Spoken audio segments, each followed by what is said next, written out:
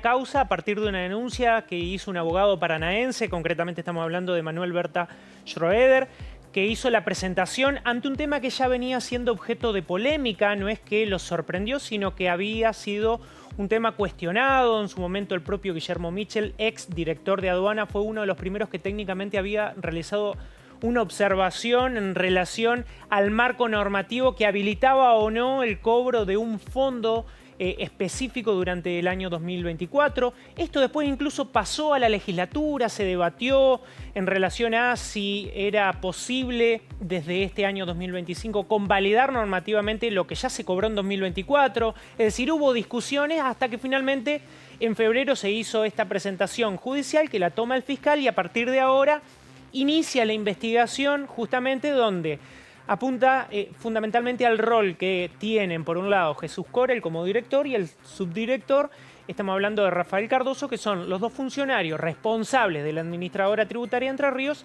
al menos como para empezar a investigar si es que hubo alguna falla en términos normativos, si es que no, de algún modo es ilegal en términos, lo dejamos entre comillas, diciendo que es lo que definirá la justicia, de qué modo después tendrá que resolver un tema que técnicamente es muy sensible, porque estamos hablando de impuestos que ya se cobraron y en definitiva lo que le están observando es, ¿lo cobraron bien o los cobraron mal en términos de no tener una norma que lo respaldara? Claro, eso es lo Esta importante, es la ¿no? Me imagino que ya nos vas a dar algunos detalles del periodo, de qué tipo de impuestos, en dónde se cobraron, supuestamente o irregularmente esta ampliación, pero fundamentalmente lo que acá se dice es que no tiene un sustento, no hay una normativa que esté avalando ese cobro por demás o ese adicional de más que se cobró. A ver, el plexo normativo establece que para que a vos puedas pagar impuestos tiene que haber una ley que a vos disponga el cobro en determinado periodo de un impuesto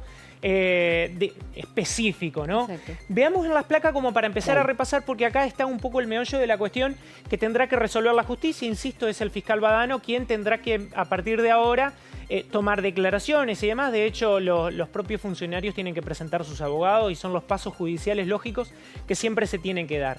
Primero, ¿de qué se trata? No es un impuesto en sí mismo, sino es un fondo adicional que está y depende de la ley 10.270 que establece un fondo compensador que se suma al impuesto automotor y al impuesto inmobiliario desde hace varios años entre un 20 y 30%. Depende de cada una de la situación, pero es de algún modo es un fondo que se suma y que ya lo vienen pagando los entrerrianos cuando pagan la boleta del automotor y cuando pagan la boleta del inmobiliario. Si uno revisa, ahí está en la letra chica parte de este fondo. Fue creado en 2013 en una situación particular y inicialmente cuando lo crearon a través de la ley 10.270 establecía un plazo límite hasta el 2015. ¿Qué es lo que sucedió entre 2015 hasta 2023? Fue prorrogado a través de distintas normativas que decían nuevamente, tomaban este fondo, lo volvían a aprobar mediante una ley, un marco normativo que le permitía el cobro de manera sucesiva. ¿Hasta cuándo se prorrogó? Hasta el 31 de diciembre de 2023. Es decir, terminó 2023 ya, de algún modo ahí en ese cambio en el recambio de gestión de gobierno. Exactamente. Asume la gestión de Rogelio Frigerio a través de, lógicamente, las autoridades de ATER. Se incluyó el pedido de nuevamente prorrogarlo en su momento, en 2024, durante la discusión que se dio ya el año pasado de la reforma tributaria.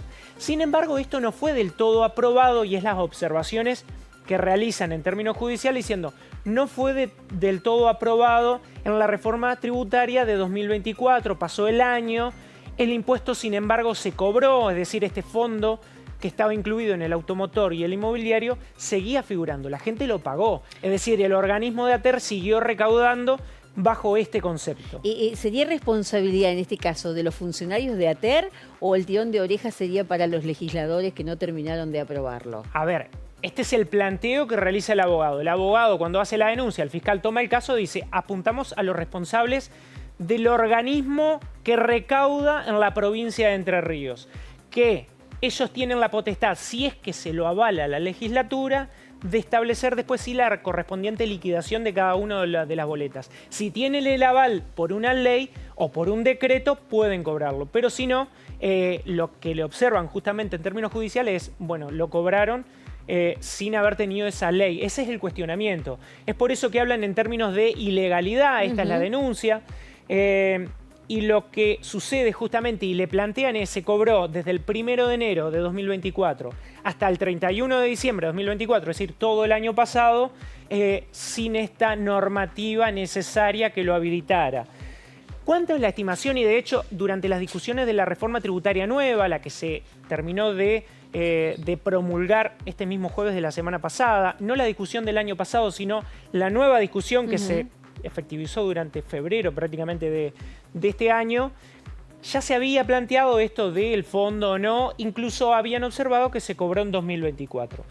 Algunas observaciones desde la oposición, esto también tiene cuestiones políticas que siempre se cuelan entre medio, pero desde la oposición advertían que aproximadamente se cobraron de manera estimativa por este fondo 20.000 millones de pesos desde la TER, que incluso se sabe que internamente hay discusiones en relación a si es que se cobró sin este plexo normativo, sin esta normativa que lo avalara, ¿qué es lo que tiene que hacer un organismo recaudador ante este tipo de situaciones? Es la otra pregunta que también el contribuyente dice, bueno, si me lo cobraron sin haber tenido una ley, ¿me lo tienen que devolver? Bueno, justamente esa es una de las discusiones que en caso de que se convalide, también se deberá definir de manera técnica. ¿De qué modo devolver, entre comillas? Justamente te iba a hacer esa consulta porque ni bien se conoció esta noticia, en las redes sociales fundamentalmente, la gente decía, bueno, si esto se comprueba, el gobierno me lo va a terminar devolviendo.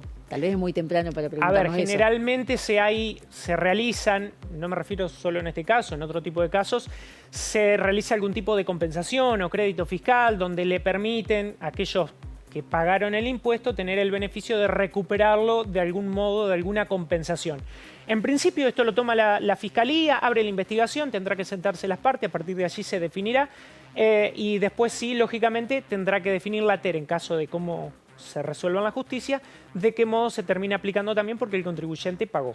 Muchísimas gracias, Nahuel. Gracias a vos. Seguimos.